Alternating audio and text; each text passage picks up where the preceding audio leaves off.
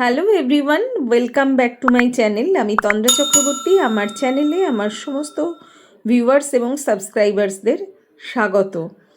দেখুন, আজকের ভিডিওতে দেখা যাচ্ছে একটা ইয়ারলোবে যে আমাদের ছিদ্রটা করা থাকে সেটা অনেকটা বড় হয়ে গেছে।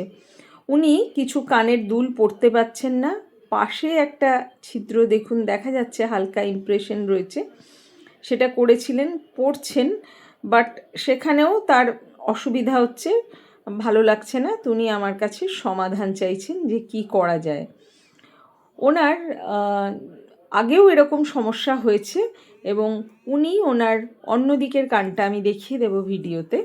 উনি ওটা স্টিচিং করিয়েছিলেন নার্সিংহোমে গিয়ে। কোনো ডক্টর ওনার ওটা স্টিচ করে দিয়েছিলেন কিছুদিন আগে। এই দেখুন সেটা, এটা স্টিচিং করার পর এখন পাশে ওনার একটা ছিদ্র ছিল, সেটাতেও সমস্যা হয়েছিল। সবগুলোই স্টিচিং করার পর এই পাশটা কিন্তু এখন অনেকটাই ভালো আছে। উনি ওই নার্সিংহোমে অতক্ষণ থেকে বা বেশ খানিকটা খরচা করে এটা করিয়েছিলেন।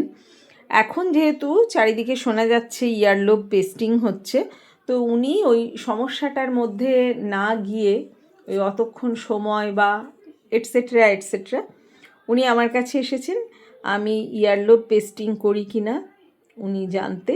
এবং আমার কাছে যখন উনি শুনলেন পুরো বিষয়টা, তো উনি আমার কাছে বললেন, আপনি আমার ইয়ারলোবটা পেস্ট করে দিন, দেখি কতটা কি ভালো থাকে।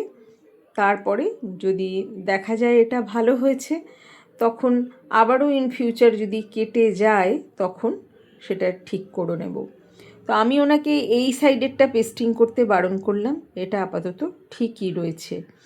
এবং আমি এখানে যেটা করি সেটা হচ্ছে কিন্তু ইয়ারলোব পেস্টিং গ্লু দিয়ে আমি পেস্ট করি এবং হাইজেনিক্যালি করে থাকি। এর আগে এক দুজনের পেস্টিং করেছি, কিন্তু হয়তো প্রিভেসির কারণে বা আমি ক্লায়েন্টের পারমিশন ছাড়া কোনো দিন ভিডিও করি না।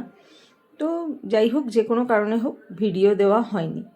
এনার কাছে পারমিশন নিয়ে কিন্তু আমি ভিডিওটা দিচ্ছি এবং ভিডিও দিলাম আজকে পুরো প্রসেসটা দেখিয়ে দিচ্ছি কিভাবে কি হচ্ছে। ইন ফিউচার অ্যাটলিস্ট 15 দিন পরে, উনি এখানে থাকেন না, যদি উনি আসেন অতি অবশ্যই রেজাল্ট কেমন হয়েছে দেখাবো। ইয়ারলোব পেস্টিং করার 15 দিনের আগে কিছু সেভাবে কিন্তু বোঝা যায় না।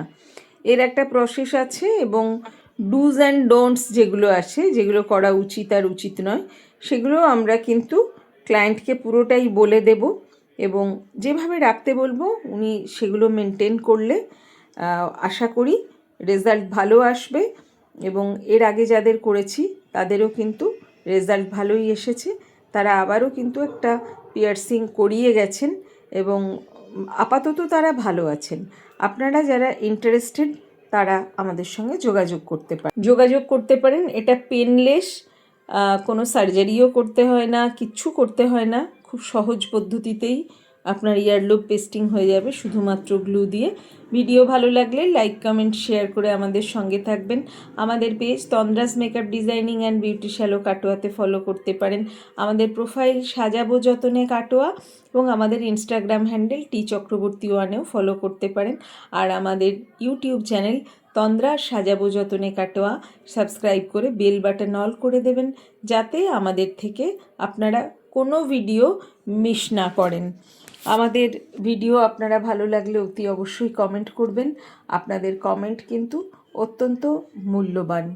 ভিডিও শেষ পর্যন্ত দেখার জন্য সকলকে অনেক অনেক ধন্যবাদ। সবাই ভালো থাকবেন, সুস্থ থাকবেন আর সঙ্গে থাকবেন। আজ এটুকুই, পরে আবারও অন্য কোনো ভিডিও নিয়ে খুব শীঘ্রই দেখা হবে। ততক্ষণের জন্য চলি, টাটা।